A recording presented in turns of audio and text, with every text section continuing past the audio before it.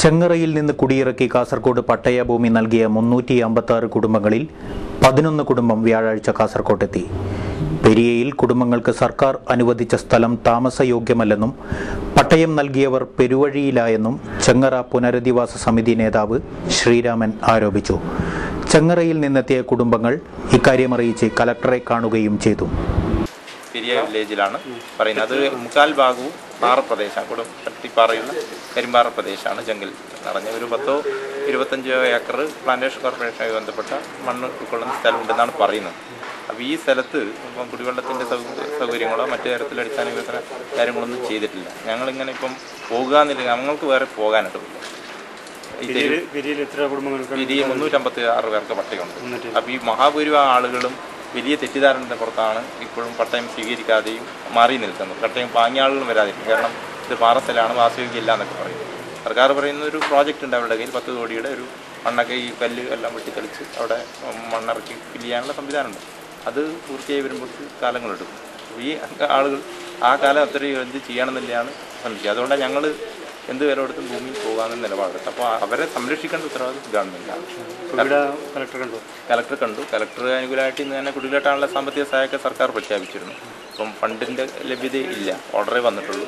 അപ്പോൾ ഞങ്ങൾക്ക് പത്തനംതിട്ടയിൽ നിന്ന് വന്ന് വീണ്ടും തിരിച്ച് നാളെ വീണ്ടും ഫണ്ട് എന്ന് പറഞ്ഞിട്ട് വരാൻ ബുദ്ധിമുട്ടില്ല. ഇത് ഇക്കാലം 3 കൊല്ലം ജീവിതം കൊണ്ട് കളഞ്ഞിട്ടാണ് ഞങ്ങൾക്ക് പട്ടയം കിട്ടിയപ്പോൾ സന്തോഷത്തോടെ സ്വീകരിച്ചത്. അതുവരെ സമരഭൂമിയിലുണ്ടായ ഞങ്ങളുടെ പാത്രങ്ങളും പണിയായുധങ്ങളും വസ്ത്രങ്ങളും ചെറിയ ചെറിയ ആഭരണങ്ങൾ ഉൾപ്പെടെ കൊള്ളയപ്പെട്ടു പോയി. അപ്പോൾ ഞങ്ങൾ ഇനി പുതിയ ജീവിതം തുടങ്ങണമെങ്കിൽ സർക്കാർ സപ്പോർട്ട് ചെയ്യണം. കാരണം ചെങ്ങറ ഭൂമി ഹാരിസണ് തിരിച്ചു കൊടുക്കാൻ വേണ്ടിയാണ് ഈ ശേഷം മുഴുവൻ കിട്ടുന്നത്. ഹാരിസൺ 10-15 ഏക്കറോളം അനധികൃത ഭൂമി കൈവശം വെച്ച് കൈകാര്യം ചെയ്യുന്ന ഹാരിസണെ രക്ഷപ്പെടുത്താൻ വേണ്ടിയാണ് ഞങ്ങളെ അവിടെ നിന്ന് കുടിയിറക്കുന്നത്. അപ്പം ഗവൺമെൻറ് ബദൽ പാക്കേജ് കൃത്യമായി ചെയ്തിട്ട് ഞങ്ങൾ ഇറക്കാൻ പാടില്ലായിരുന്നു. അത് ചെയ്യാതെ തെരഞ്ഞെടുപ്പിൻ്റെ ഒരു ട്രെൻഡ് വെച്ചിട്ട് അവർ പട്ടയം തന്നു. പക്ഷേ പട്ടയം തന്ന ആളുകൾക്ക് പരിപാടിയില്ല.